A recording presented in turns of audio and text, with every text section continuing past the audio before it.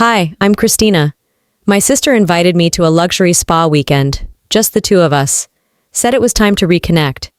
But inside that hotel room, I was ambushed, with divorce papers I never signed, read aloud by a lawyer I'd never met. They said I agreed to everything. My signature was on every page. Except it wasn't mine. What kind of sister fabricates your downfall, steals your name, your marriage, just to wear your life like it was hers all along? And what kind of family sees that and stays silent? Would you have stayed at the table or stood up like I did? The message came on a Tuesday afternoon. Just a single text from Aileen. Desert Springs this weekend. You and me. Just us. We need this. I stared at it for a while, rereading the words, searching for sarcasm or subtext. There was always something else with her. Still, I typed back, "Are you serious?" And she replied almost instantly, "Dead serious. A girls' weekend. Let's reset." It had been months since we'd spoken properly. Years, maybe, since we'd actually seen each other without judgment in our eyes. But something about the timing, the wording, made me think, maybe she meant it. Maybe she missed me. And after everything unraveling at home, with Thomas sleeping on the couch and speaking to me like a business partner, I was desperate for some version of peace. So I said yes. Friday evening, I pulled into the circular driveway of Desert Springs Resort, trying not to feel out of place among the manicured palms and valet attendants. The place smelled like lavender and eucalyptus. Women in robes walked barefoot across stone paths, laughing too softly, like everything around them was sacred. I checked in, but my name wasn't in the system. "Try under Aileen, Bennett," I said. The receptionist smiled knowingly and handed me a welcome packet. "She's already here, room 213. Of course she was. When I opened the door, she was lounging in a white robe, sipping cucumber water, like this was a lifestyle she'd earned. She barely looked up. "Hey, sis, thought you bailed." "Nope, just traffic," I said, setting my bag down. My eyes scanned the suite. 2 beds, essential oils diffusing from a stone basin, spa brochures neatly stacked. She tossed me a robe. "We've got dinner in 30. Spa consult tomorrow morning. I booked you for the seaweed detox. You'll thank me later." She was in hostess mode, smiling a bit too widely, overusing my name like we were catching up after a sorority reunion. But there was an edge underneath it, something brittle. Dinner was at the resort restaurant, dimly lit with pressed white linens and servers who seemed trained to whisper. Aileen talked all through the meal about her job, her new part-time wellness certification, and how she was really into holistic realignment lately. I nodded, smiled, didn't challenge a word. It was easier that way. After dessert, she stood. "Come with me," she said, reaching for her purse. "One more surprise." I followed her through a hallway toward one of the conference rooms, confused, half expecting some weird spa meditation class, but instead, I stepped into a room where Thomas was sitting, my husband, in a blazer, next to a man with a briefcase. My feet stopped moving. "What the hell is this?" Thomas didn't look at me. The man stood. "Kristina Bennett, I'm Craig Donahue, family law attorney. We've been asked to walk you through some documents." Aileen closed the door behind us, gently.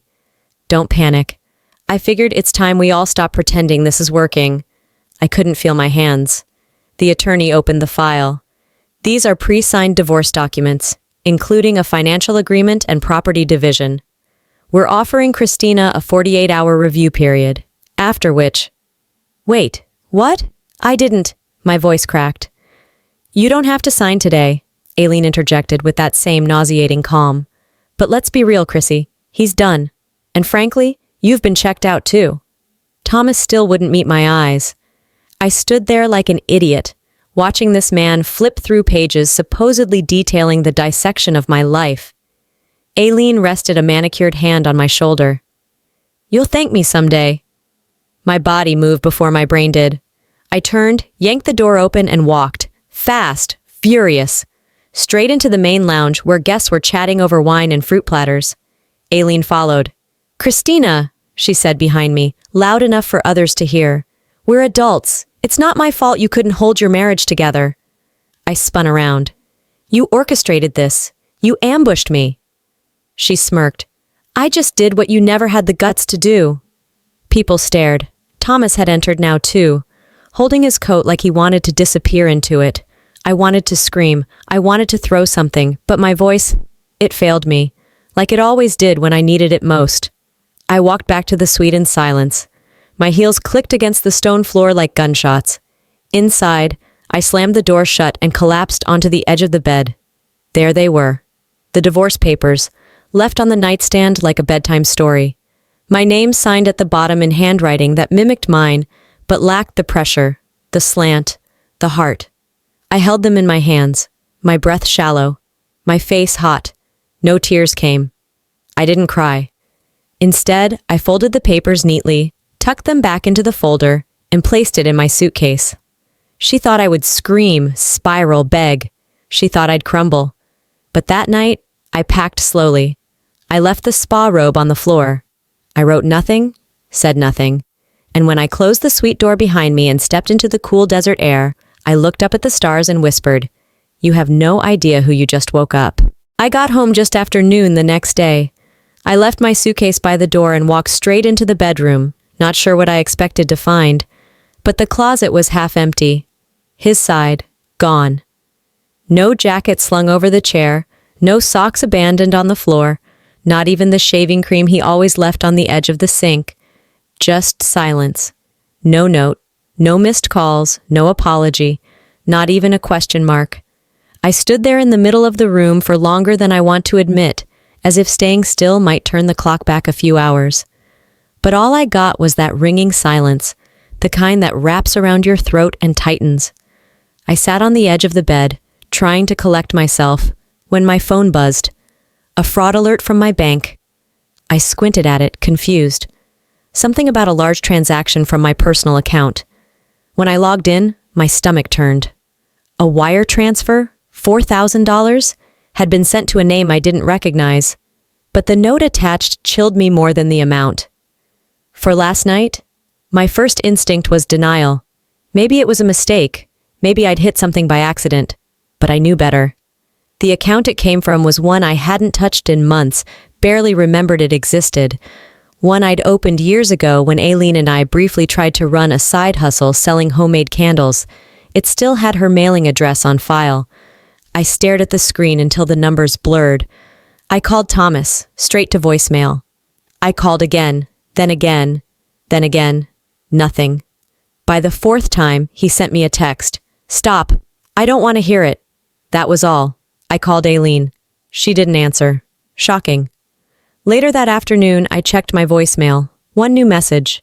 His voice came through, low and clipped. "I hope it was worth it. You disgust me." I sank to the floor. Not crying. Just stunned. That's the only word I have for it. Stunned. The kind of stunned where your ears ring and your skin feels tight. I tried to call his office, but the receptionist told me he wasn't available. I drove there anyway, parked, walked in like I belonged there. Security met me in the lobby and politely told me I couldn't go upstairs. I sat in my car, trying to breathe, trying to understand what game Aileen was playing. Then I saw it. A notification on my phone. Someone tagged me in a post.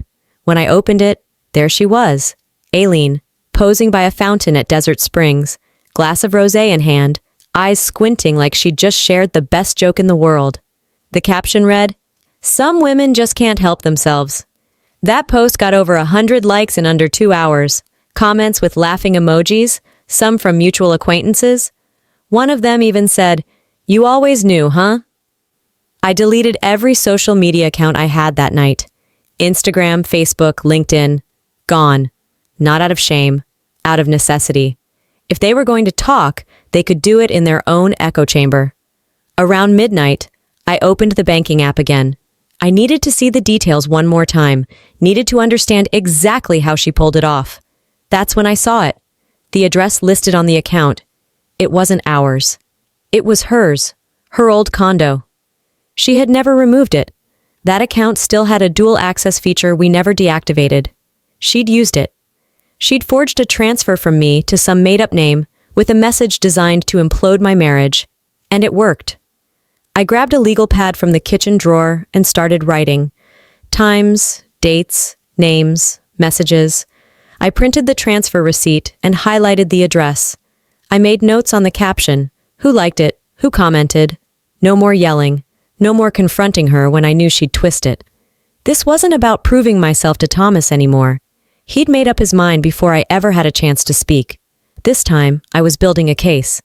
It had been exactly 13 days since I sat on the kitchen floor with the bank transfer open on my phone and realized what Aileen had done.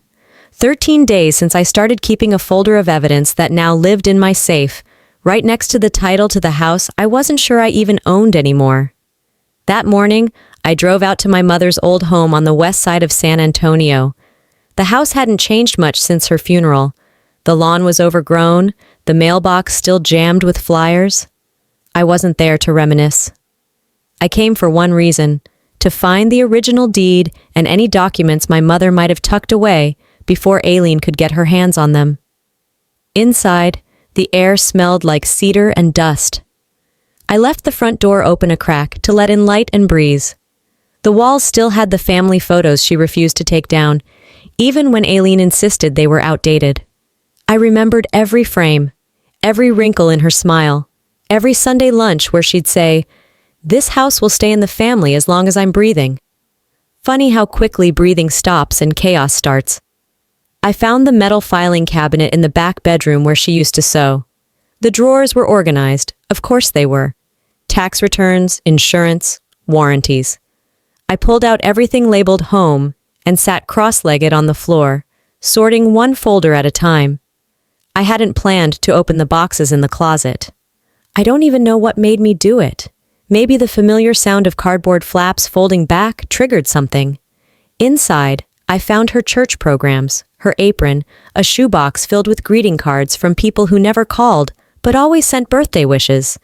And then, wedged beneath a book of crossword puzzles, I saw a small floral notebook, the kind you pick up at Walgreens because it's cute, not because you need it. On the front was a gold sticker. Be still. It was her handwriting inside. Neat, patient, the loops of her Y's like little dandelions. Most of it was journal entries, small notes about grocery lists or thoughts about sermons. But folded inside the back pocket was a piece of stationery with a clean crease down the center. It was labeled in the corner in red pen, for Kristina. My chest tightened. I read it slowly. Each word was like a brick stacked on my spine. If anything happens to me, and your sister insists on handling things, don't let her. She's charming, but she's always wanted more. The house is yours, Kristina. I've told your aunt too. I had to read it 3 times before I could breathe properly. Then I sat on the edge of the bed and cried for the first time in weeks. Not the kind of sobbing you see in movies. Quiet tears, the kind that make you forget to blink. I called my mother's sister, Aunt Belinda, in Dallas.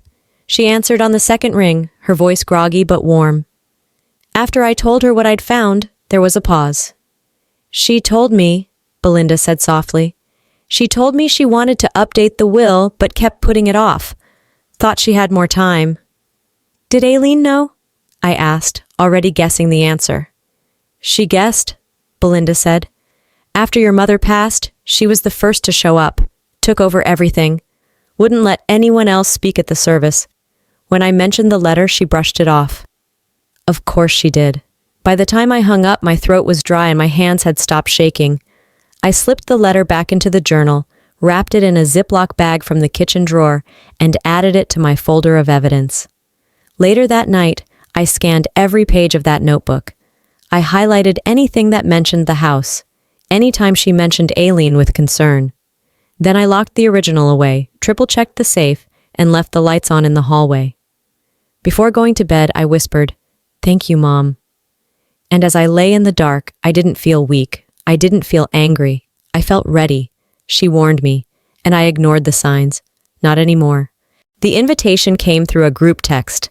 Not a call, not even a direct message. Just a generic, "See you all Sunday at 3, from my father's phone, like nothing had happened.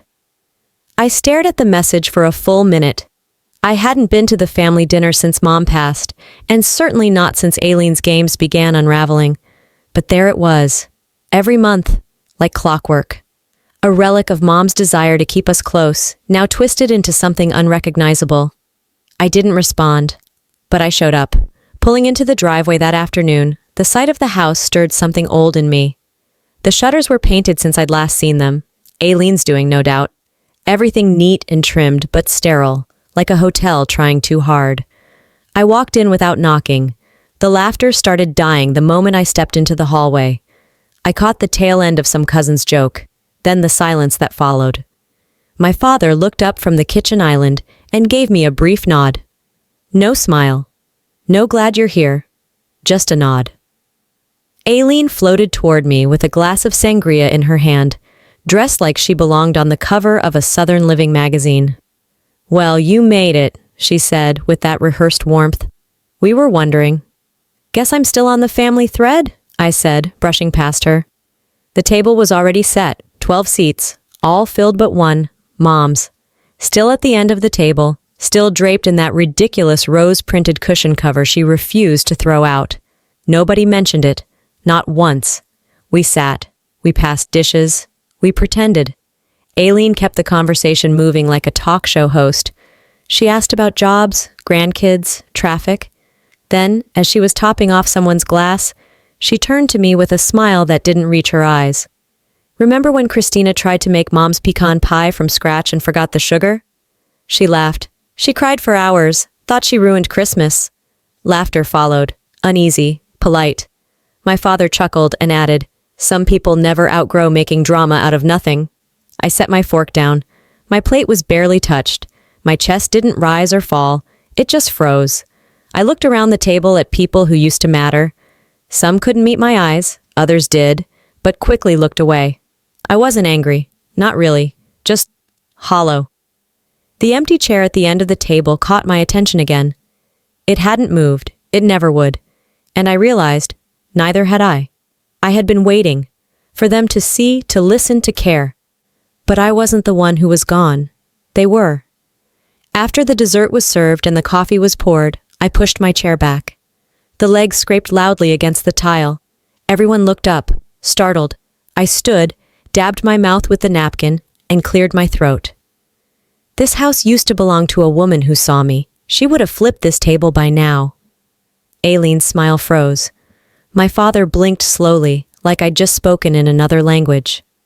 I didn't wait for a response. I walked out, grabbed my coat from the hall, and let the door shut behind me with finality, the kind that didn't need to be slammed. In the car, I sat with the engine off for a while. No one came after me, not even out of politeness. The chair is still there, but I won't be. I wasn't going to ask for a place at that table again. I was going to build my own. The Monday after the family dinner, I booked a therapy appointment through a referral service my insurance recommended. Dr. Rose had openings. She was located downtown in one of those old converted buildings with too much brick and not enough parking. It was a gamble, but I needed someone. Someone outside the family, outside the noise. The waiting room smelled like peppermint and lemon oil, calming, calculated. I sat in the corner, hands folded, watching the clock tick 5 minutes past my scheduled time before her door finally opened. Dr. Rose was polished, blazer, pearl studs, short hair that didn't move when she did. She smiled just enough, not too much. "Kristina, come in." I followed her into a soft gray room with a velvet couch and too many throw pillows. I sat straight, didn't sink in. I wasn't here to relax. I was here to stay sharp. We started slow, background questions, what I hoped to get out of therapy, how I'd been coping with recent life stressors. I told her I felt like I was living in a maze designed by someone else. Every turn led to another dead end or trap I didn't see coming. I didn't mention names. I didn't need to. But her next question clanged like a dropped spoon. "Do you think you might be prone to patterns of paranoia? Feeling like others are out to get you when they haven't explicitly said or done anything?" I blinked. "Excuse me?" She nodded gently, like this was normal. Sometimes unresolved familial trauma can create narrative loops in our head. We think someone is scheming when really, they're just living their life. I didn't respond right away. My brain was too busy cataloging every phrase. Narrative loop, prone to paranoia, unresolved trauma. I'd heard them before, from Aileen. I shifted in my seat. "Can we talk about confidentiality for a second?" "Of course," she said, not missing a beat. Standard rules apply. Everything said here stays here, unless you're a danger to yourself or others. Have you ever spoken to my sister? Dr. Rose smiled politely, a pause too long. Your sister, Aileen? My body went still. I never told you her name, I said, my voice flat. She blinked, the smile faltering. Oh, I must have assumed. No, I said, standing up. You didn't assume. You were told. She tried to say something, but I was already at the door. That afternoon, I sat in my car for 10 minutes before pulling out my phone and calling Dr. Tracy, my old therapist, the one who actually helped me during Mom's cancer treatments. Her voicemail picked up. Hi, Tracy, it's Kristina. I need to talk to someone who doesn't have a back channel to my sister. It's urgent, and this time it might involve legal steps. I went home, poured a glass of water, and sat on the couch in the dark. No music, no television, just the sound of the AC kicking on and off. Around 10 p.m., I recorded a voice memo and sent it to Aileen. You've crossed every line. There won't be another. Keep pushing, and next time it's not a voicemail. It's a subpoena. I didn't check if she listened to it. I just turned off my phone, folded my blanket over the arm of the couch, and sat back. She wanted to break me in therapy, but all she did was give me the words to fight back. One weekend later, I was back on my feet, or at least pretending to be. A community fundraiser for the library had been on my calendar for months. I nearly canceled, but something in me refused to stay hidden. Showing up wasn't about being seen. It was about taking back ground I never agreed to give. The church banquet hall was already half full when I arrived. Long tables lined with paper place cards and faux flower centerpieces gave the space a sense of effort, if not elegance. I wore navy, simple, clean, and smiled when I was supposed to. I shook hands, posed for a few pictures, made small talk about rising property taxes and weather that couldn't make up its mind. I was pleasant, neutral. I was trying to prove, to myself mostly, that Aileen couldn't reach me here. Halfway through the evening, just after dessert had been served, a projector screen rolled down at the front of the hall. One of the organizers stepped up with a mic and cheerfully announced a slideshow of community highlights. The lights dimmed. Photos of park cleanups and youth book drives cycled on the screen, set to soft music. People clapped, murmured, "Oh, that's sweet." I relaxed into the moment. Then the image shifted. The screen showed me at the family dinner mid-sentence, visibly angry, arm raised in what looked like a threat. The audio had been muted. Captions danced across the bottom in white, bold font. When drama becomes your personality. Laughter. A few gasps. Someone in the back said, "Wait, is that Kristina?" I froze. The video only lasted 7 seconds. But I knew the clip. I remembered the moment. The one where I'd finally said something real at the dinner table. Someone had recorded it, and edited it, and played it here. I stood slowly. The laughter died down when people realized I wasn't laughing. I made my way to the coat check without saying a word. One of the volunteers followed, stammering, "I'm so sorry. We had no idea who submitted it. It came from an anonymous email. We didn't mean to." I nodded once. "It's done." Outside, the air was cooler than it had been all week. I pulled my jacket tight and walked to my car with one thought pulsing in my head. She did it again. When I got home, I went straight to my laptop. It didn't take long to find it. The clip was already posted to a new Instagram account, Truth About Kristina, with Aileen's favorite catchphrase as the caption. Same video, same angle. It wasn't about embarrassment anymore. I opened a document and began organizing everything. Screenshots, metadata, usernames that were suspiciously familiar. I texted Melissa, an old friend and attorney who'd once helped me through a zoning dispute when Aileen tried to build an addition on Mom's house without permits. "Need to talk. Defamation. Digital. You in?" She replied within the hour. "Always. Email everything. Let's hit back properly." I didn't rage online. I didn't post my side. I didn't text Aileen with curses or threats. Instead, I sent her one sentence. "You want public? Let's go public. I hope you like courtrooms more than cameras." Then I deleted every social media account I still had left. Permanently. She tried to turn my pain into content. I was about to turn her show into a subpoena. 2 weeks after that video stunt, I walked through the courthouse doors with a folder pressed tight against my chest and Melissa by my side.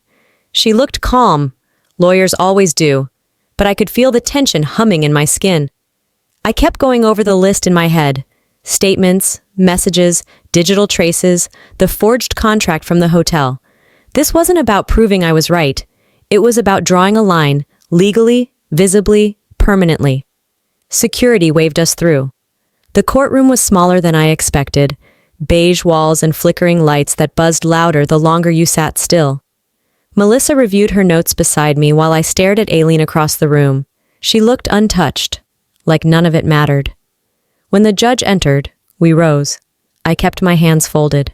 I didn't look at Aileen again. Melissa started the presentation. She was sharp, clear. She laid out the events, the hotel ambush, the bank transfer tied to Aileen's address, the video smear, and now the forged divorce papers that bore a signature that wasn't mine. Then came the questions. Did the plaintiff knowingly sign these documents under legal capacity?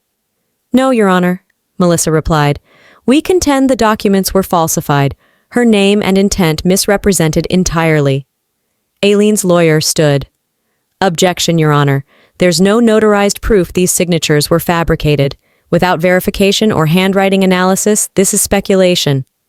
The judge nodded. Sustained. Miss Bennett, do you have independent proof this signature wasn't yours? I opened my folder slowly, but Melissa placed a hand over mine. We don't have notarization today, she said quietly. I sat back. I wanted to scream, not because of what I lacked, but because of what I had lived. The nights spent rebuilding trust with people who never gave it back. The humiliation paraded on screens.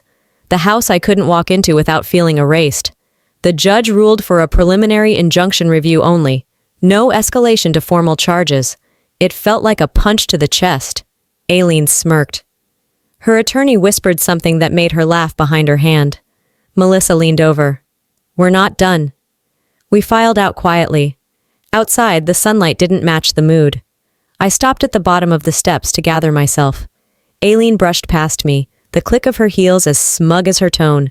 Told you, she whispered. No one believes you. You're exhausting. I didn't flinch. And you're predictable, I said flatly. Enjoy it while you can. She paused, just enough to hear it, but didn't turn around. That night I cleared the kitchen table and laid everything out like I was preparing for battle. Because I was. Melissa called around 9. We'll shift strategy, not one incident, pattern. We make this about behavioral history, not a one-time event. I nodded, even though she couldn't see me. We use everything. The letter from my mom, the church video, the doctor, every thread she's pulled. We weave it into one. Agreed, she said. This time, we control the narrative. After the call, I spread the pages wider, scanning for what fit where, like a puzzle that only made sense when you saw the manipulation as systemic, targeted, calculated. If the court needed a pattern, I was going to draw it in ink thick enough to stain. 3 weeks later, I walked into the courtroom with Melissa again. This time I wasn't shaking. My heels clicked confidently down the corridor, and I kept my eyes forward as Aileen and her counsel passed. She gave me that familiar smirk, the one that used to gut me. Now it barely scratched the surface. Melissa leaned toward me as we approached the bench. We're leading with the original contract, then the cassette, then Lauren's clip. I nodded, saying nothing. The courtroom felt colder than before, more sterile. Fewer people in the gallery, but it didn't matter. What mattered was the folder in my hand, evidence she forgot to erase. Your Honor, Melissa began once we were called forward. We are requesting the reopening of the forgery and defamation complaints. We have new evidence that changes the scope of this case. The judge looked over her glasses. Proceed. Melissa placed the first document on the projector screen, a scanned copy of the contract I found among Mom's old papers. It was dated 3 weeks prior to the forged version Aileen used at the hotel. The signature was clearly mine. Pressure patterns, flourishes, everything. This version predates the one submitted by the defendant, Melissa explained. It was discovered in the home of Evelyn Bennett, now deceased, stored in a file cabinet along with other notarized family documents. Aileen's attorney stood to object, but the judge raised a hand. "We'll hear the second piece," she said. Melissa reached into her folder again. "We also submit this audio recording. It was left by Evelyn Bennett for her daughter, Kristina, and recovered from the deceased's personal belongings." The courtroom hushed as the recording played. My mother's voice filled the room, clear, unwavering. "If anything happens to me, and your sister insists on handling things, don't let her. She's charming, but she's always wanted more. The house is yours, Kristina. I've told your aunt too." No one moved. Aileen's face drained of color. I glanced toward her. She wouldn't look at me. Melissa waited until the silence hung just long enough, then placed a USB drive into the computer. "We have one more item, Your Honor." A video played. It was grainy, clearly taken from a child's tablet, but the sound was sharp. Lauren's voice filled the room. "That's where Mommy and Auntie Kristina stayed after the fight. Daddy said there was a camera in the lamp, but Auntie doesn't know." My breath caught when I first saw it a week ago. Lauren had been talking to herself during a playdate at a neighbor's. The neighbor, a friend of mine, had forwarded it without knowing what it meant. Now, it was everything. "Time-stamped, geolocated, and confirmed from the original file metadata," Melissa concluded. "This footage independently confirms the existence of covert monitoring used against Miss Bennett without consent." The judge held up a hand. "Enough," she said. "I'm issuing a temporary freeze on all access the defendant has to the family estate. We'll reconvene in 10 days to assess the full scope of damages and determine further action." Aileen sat frozen. Her lawyer leaned in to whisper something, but she didn't respond. Her jaw was tight, her posture smaller than I'd ever seen it. For the first time since this began, I looked her in the eye, and didn't look away. After the hearing, I stepped into the hallway. Melissa followed behind, but gave me space. I sat on the bench outside courtroom 4B, unclipped my hair, and closed my eyes. She erased a lot. But she forgot one thing. I inherited more than the house. I inherited a voice she never silenced. 3 weeks had passed since the judge's ruling.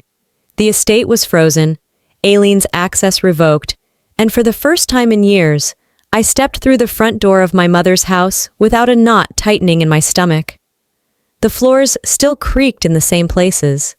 The faint scent of lavender hung in the air from a sachet tucked in her linen drawer. Nothing had changed, and yet everything had. I walked through each room slowly, fingers grazing the wood paneling in the hallway, the chipped tile in the kitchen.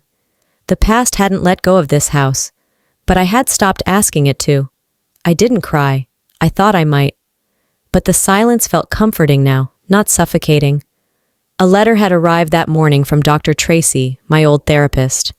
It was printed on thick stationery, the kind she always used. Simple, unflinching. She wrote, "This is to certify, without doubt or hesitation, that Kristina Bennett demonstrates full psychological clarity and emotional stability. Any suggestion otherwise is without foundation or clinical basis. You were never the problem. You were the only one asking the right questions." I read it twice, not because I needed reassurance, but because something about seeing those words, written so plainly, felt like someone finally set the record straight in the language of those who doubted me the most. Melissa called later that afternoon. "Aileen settled. She won't fight it anymore." "She admitted anything?" "No," she said. "Just signed the documents and walked out." I expected to feel victorious. What I felt instead was, done. She wouldn't go to jail. She wouldn't face a crowd, but she'd lose the stage. No more platforms, no more puppeteering, just silence.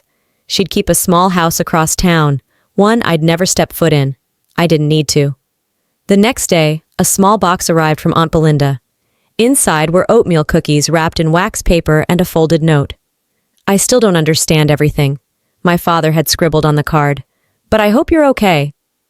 Tucked between the cookies was an envelope marked with Mom's handwriting. Inside was a handwritten poem, ink faded in places. I didn't recognize the title, but the last line read, "Peace is not the absence of war. It's the courage to set down your sword." That weekend, I invited Melissa and Lauren over for lunch. We sat at the old table under the oak tree out back, where Mom used to shell pecans and tell us stories about when she was a girl. We planted a lemon tree together. Lauren asked why lemons, and I told her, because your grandma used to say they make everything taste brighter. She nodded solemnly, then asked if she could name it. We agreed on Evelyn. After they left, I stayed outside watching the tree. The wind rustled its leaves like a whisper. I unpacked the last moving box that night. Most of it was paperwork, things I no longer needed to prove to anyone. At the bottom, buried beneath old insurance forms and photo albums, was a picture of me and Aileen from when we were little. She was holding my hand. I was laughing. I didn't throw it away. I didn't frame it either. I slipped it into a drawer and closed it gently. Not everything has to be forgiven to be left behind. And in the quiet that followed, I heard something I hadn't in years. Myself.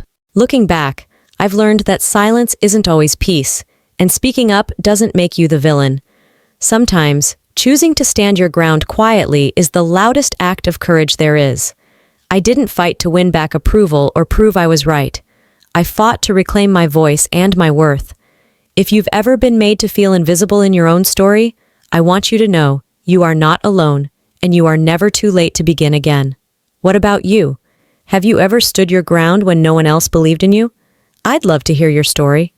Drop a comment below, press 1 if this touched your heart, or tell me where you're watching from. And hey, if this story meant something to you, don't forget to subscribe to the channel so you don't miss the next one.